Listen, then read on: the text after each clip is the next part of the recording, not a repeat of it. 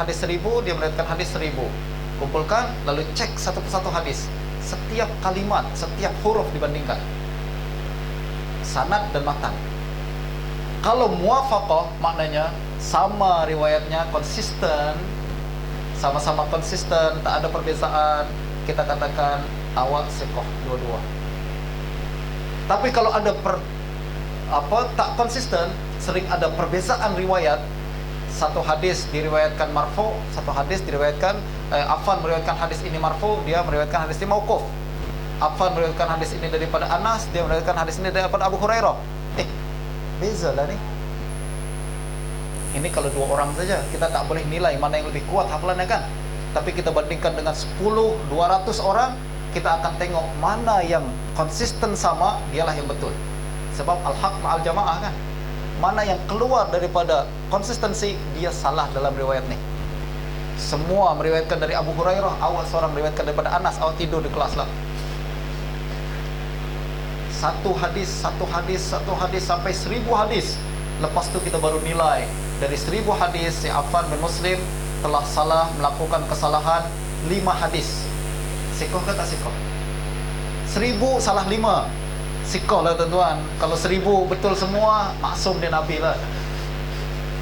1000 salah 5, siqah lah. Lalu si fulan yang lain dalam batch yang sama, dari 1000 hadis salah 900, confirm dia sayyidul hifaz. Itu cara mereka nilai.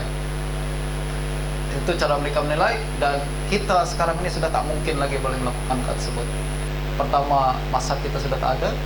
Kedua, himmah kita sangat lemah. Ketiga, kita pun sudah sibuk dengan perkara dunia. Keempat, kita pun sudah melihat ini tak ada kepentingannya gitu kan. Tak apalah belajar isnad, sekarang ambillah matan je, lalu kita elaborate matan tersebut, adakah halal haram. Nak ambil jalan senang saja. Tapi ulama terdahulu tak macam itu. That's why apa yang kita lakukan adalah menggunakan penilaian ulama terdahulu untuk zaman sekarang. Tadi adalah pertama kan, ulama terdahulu yang jumpa dengan perawi, itu yang mereka lakukan. Ulama yang berikutnya yang tak jumpa dengan perawi, apa yang mereka lakukan? Kumpulkan apa penilaian ulama terdahulu. Sudah tak jumpa lagi. Yahya jumpa dia, okey, qala Yahya siqah. Ali bin Madini jumpa, kata siqah. Bukhari jumpa, katakan siqah. Dah, kita nilai dia siqah. Betul tak? Tapi kalau berlaku pertembungan pendapat, Yahya katakan siqah, Bukhari katakan dhaif, bagaimana? Nah, ini yang kita lakukan nanti. Bagaimana nak ta'arudul aqwal, kita jamak ke atau kita tarjih ke, kita apa ke, nanti kita akan bincang dalam perjumpaan yang akan datang. Inilah yang paling boleh kita lakukan pada hari ini. Kita sudah tak jumpa lagi dengan perawi. Sebenarnya kita sudah tak punya capability untuk menilai seorang perawi lagi sekarang secara ijtihad. Saya boleh katakan dalam ilmu hadis, ijtihad adalah sudah tertutup. Tak boleh ada lagi katakan saya nak mensiqahkan perawi yang telah didhaifkan oleh ulama terdahulu. Awak nak buat apa? Awak kumpulkan semua, sabar semua riwayat dia, lalu cek satu persatu hadis. Taklah. Paling dia mampu adalah menjamak dua pandangan yang berbeza kan. Itu namanya adalah awak memilih taklid siapa, bukan nak ijtihad mutlak. Betul tak? Nak memilih pendapat ni tarjih ya. Tapi ini namanya ijtihad muqayyad ke mutlak Ustaz? Tapi secara umum ijtihad mutlak sudah tak ada lagi dalam hadis. Kalau ada yang mengharamkan taklid, maka tak tahu bagaimana nak hidup zaman sekarang. Sebab dalam hadis pun kita tak boleh untuk beristihad lagi. Wallahu a'lam.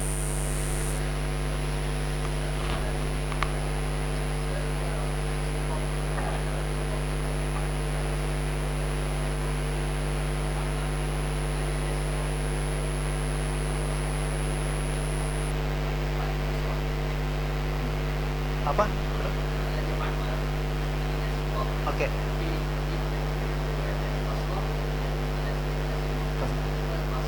Okey. Oh ya, betul. Kenapa ini adalah kesimpulan para ulama apabila beliau berkata Ma'mar meriwayatkan, kalau dia meriwayatkan hadis di negeri Yaman maka dia siqah, tapi kalau dia meriwayatkan hadis di Basrah dia dhaif. Kenapa? Apa yang tak kena di Basrah, airnya ke udaranya? Tak ada kena mengenai dengan itu, akan tapi berkenaan dengan latar belakang Ma'mar sendiri. Ma'mar Ibn Rashid ni tuan-tuan, dia orang Basrah. Tapi dia telah tinggalkan Basrah sekian lama untuk menuntut ilmu. Dia pergi ke seluruh negeri-negeri Islam, sampai yang terakhir adalah dia masuk setiap negeri, dia belajar daripada hadis, ulama hadis yang ada di situ, masuk ke Mekah, Madinah dan lain-lain, sampai berakhir di Yaman.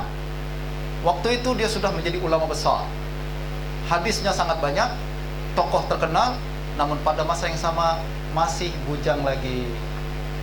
Lalu ahli Yaman, apabila Ma'mar masuk ke Yaman, dia sudah pikir bagaimana caranya supaya Ma'mar duduk di Yaman, tak balik lagi ke negerinya di Basrah. Qayyiduh, kata orang Yaman, ikat dia di Yaman, fazawwajuh, lalu dia kawinkan dia dengan orang Yaman. Nah, ikat ulama adalah dikawinkan. Bukan saya, tuan-tuan, saya sudah menikah. Fazawwajuh, dia kawinkan Ma'mar di Yaman. Akhirnya Ma'mar duduk menetap di Yaman. Diriwayatkan berbagai hadis-hadisnya di Yaman. Antara orang yang meriwayatkan hadis dari beliau yang paling terkenal adalah Abdul Razak As-San'ani, yang salah kitabnya Musannaf Abdul Razak. Dan Ma'mar menulis kitab Jami' Ma'mar, itu terdapat dalam Musannaf Abdul Razak. Para ulama lalu berkata, hadis-hadis Ma'mar di Yaman adalah min asahil asadid, asahil ahadis daripada Ma'mar. Kenapa? Di situ ada kitabnya, di situ ada semua rujukannya. Dia menetap di Yaman. Namun satu ketika Ma'mar nak berziarah ke ibunya di Basrah. Lalu dia pergilah ke Basrah, tuan-tuan. Tak tahu dia raya di sana ke, balik ke, atau apalah. Tapi dia nak jumpa ibunya di Basrah. Waktu di Basrah tiba, tentulah tak macam di Yaman, kitab dia tak bawa. Walaupun beliau hafal berbagai hadis, tapi sampai di Basrah jumpa dengan ibunya, dimanfaatkan oleh Al-Basrah untuk meriwayatkan hadis.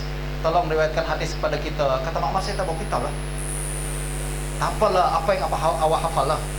Akhirnya diriwayatkan hadis-hadis daripada hafalannya. Hadis-hadis daripada hafalan ini berbeza dengan kitab, tuan-tuan. Sehebat apapun hafalan seorang, ada salah juga kan. Sama ada salah dalam sanad, dan kebanyakan salah dalam sanad, bukan salah dalam matan. Yang hadis diriwayatkan di Basrah diriwayatkan di Yaman dari Zuhri misalkan, dia sebut dari tokoh yang lain. Jadi ada perbezaan. Justru apabila Ahlul Yaman berjumpa dengan Ahlul Basrah, murid-murid Ma'mar yang ada di Yaman berjumpa dengan murid-murid Ma'mar yang ada di Basrah, mereka bandingkan riwayat-riwayat tersebut. Tadi macam sabar dan iktibar kan. Tengok, aku dengar Ma'mar cakap di Yaman macam ni. Aku dengar Ma'mar cakap ni di Basrah. Ada khilaf, ada ittirab. Mana yang kita betulkan? Yang ada di Yaman ke atau ada di Basrah? Tentulah Yaman. Kenapa? Di Basrah beliau tak pegang kitab, di Yaman dia pegang kitab. Justru para ulama berkata, hadis-hadis Ma'mar di Basrah ittirab dan dhaif. Syaratnya adalah kalau bertentangan dengan riwayat Ahlul Yaman. Nah, ini waktu dan tempat memainkan peranan yang sangat penting. Dan diqqahnya Ahlul Hadis, dia sudah trace riwayat-riwayat setiap perawi, dia riwayatkan di mana dan apa yang berlaku di situ. Hebat, teman-teman. Hebat. Yang dilakukan oleh para ahli hadis sangat takik dalam meriwayatkan. Boleh jawab lagi? Tadi apa? Bagaimana perbahasan ilmu rijal di sisi ulama Syiah? Mereka juga ada kitab hadis seperti kita, seperti Usul Kafi dan lain-lain. Tuan-tuan dan puan-puan sekalian, Syiah tak punya tradisi hadis, tak ada tradisi riwayat. Ahlus Sunnah menjadi Ahlus Sunnah karena dia memegang metodologi ahli hadis yang sangat teliti. Syiah, kalau tuan-tuan tengok, dia punya hadis memang ada. Kumpulkan berbagai hadis dalam satu kitab, mulai dari kononnya daripada A'immah Ahlul Bait yang ada mereka kumpulkan, dinisbahkan kepada Ja'far Shadiq, dinisbahkan kepada Ali Ibn Husain, dinisbahkan kepada Muhammad Al-Baqir. Semua ada dikumpulkan. Tapi daripada perawi-perawi tertentu yang berbeza dengan Ahlus Sunnah wal Jamaah, dan perawi-perawi tersebut apabila dikumpulkan hadisnya, mereka hanya sebut saja, kumpul tanpa diperiksa. Ahlus Sunnah wal Jamaah apabila dengar hadis terus cek kan, Siapa riwayatkan? Siapa riwayatkan? Bandingkan dengan riwayat lain. Ini tafarrud tak? Ada tak mutaba'at, syawahid yang menyebut kajian ada sejak hadis itu keluar hingga masa tadwin. Sedangkan Syiah mereka kumpulkan hadis tersebut, lalu mereka tak punya ilmu hadis melainkan pada abad ke-7 Hijrah. Beratus tahun hadis dikumpulkan tanpa dikaji, dan beratus tahun hadis dikumpulkan menjadi bagian daripada akidah mereka tanpa ada perbezaan mana hadis yang betul mana yang tak. Dan ini diakui sendiri oleh kalangan Syiah sendiri. Dan kalau tuan-tuan tengok yang ditulis pada 7 Hijrah tersebut, lalu kitab tersebut berbincang sokol tentang ilmu hadis, ada sahih, ada dhaif dan lain-lain, ada fulan siqah, fulan dhaif, sangat-sangat sederhana. Kalau saya baca itu pun tertawa-tawa, ini ada hadis ini. Sebab kita bandingkan dengan turas Ahlus Sunnah wal Jamaah yang sangat dakik, sangat dalam. Tengok ilmu hadis dalam Syiah, la ilaha illallah, nak begini nak menilai hadis, tak ada sabar, tak ada takhrij, tak ada jama', tak ada i'tibar. Tuan-tuan, kalau tak belajar ilmu hadis, kita tak akan tahu perbezaan antara Sunnah dan Syiah. Kita tak akan tahu. Turas kita ni adalah turas yang sangat efektif, objektif dan sangat baik, dan tak dimiliki melainkan oleh Ahlus Sunnah wal Jamaah, dan tak dimiliki melainkan oleh umat Islam sahaja. Dalam jarh wa ta'dil Syiah sangat simpel.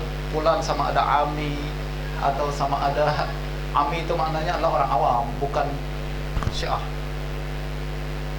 Sama ada dia mualah ke Ahlul Bait atau bukan mualah ke Ahlul Bait. Siqah kalau dia Syi'i. Siqah kalau dia Ahlul Ijma', murid-murid sokol Imam Ja'far Sadiq, murid-murid yang tak unquestionable, tak boleh ditanya lagi. Mereka adalah siqah. Awak sampai siqah macam mana? Awak sudah bandingkan riwayat dia dengan riwayat yang lain, ada perbezaan tak? Dan satu riwayat dalam Ahlus Sunnah wal Jamaah, kalau seseorang meriwayatkan hadis dari seorang guru tafarrud dalam hadis tersebut, kita akan lemahkan. Misal ada seorang perawi daripada Imam Malik bin Anas meriwayatkan satu hadis yang tidak diriwayatkan oleh murid-murid Imam Malik yang lain, namanya dia tafarrud dalam riwayat tersebut. Tafarrud tanda dhaif. Sering dia meriwayatkan hadis seperti ini, disebut munkarul hadis, dan boleh melemahkan dirinya dalam pandangan penilaian para ulama. Tapi Syiah riwayatnya tuh seperti itu semua, tafarrud semua. Kalau saya katakan dengan sangat yakin, hadis-hadis Syiah cannot stand 5 minutes saja dengan penilaian ahli hadis. Kalau pahamlah hadis bagaimana caranya, tak boleh tak boleh lepas daripada penilaian ahli hadis yang sangat teliti. That's why para ulama kata riwayat Syiah baik. Bukan karena kita benci Syiah, karena kita subjektif, kita tak objektif, tak. Karena awak tak boleh lepas daripada kajian, penapisan, metodologi yang dilakukan oleh ahli hadis yang sangat teliti.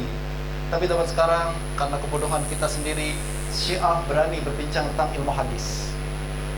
Betul tak? Mereka berani tentang bincang tentang ilmu hadis, berani bincang tentang para sahabat Nabi, berani bincang tentang ulama besar macam Zuhri, dan berani menulis sebuah kitab bertajuk Jinayatul Bukhari, Imamul Muhaddisin. Jenayah yang dilakukan oleh Imam Bukhari dalam merusak ilmu hadis. La ilaha illallah. Kelemahan kita dalam ilmu hadis, tuan-tuan. Mudah-mudahan kalau kita hidupkan kembali ilmu rijal, ilal, dan ilmu naqad hadis, kita boleh tahu betapa turas ini sangat besar dan sangat baik dalam menjaga kemurnian agama kita. Lain. Okey. Kita berjumpa kembali. Saya serahkan kepada kita akan berjumpa kembali dalam masa yang akan datang. Saya serahkan kepada pengurusi majlis Irfan untuk memberikan taklimat kepada kita.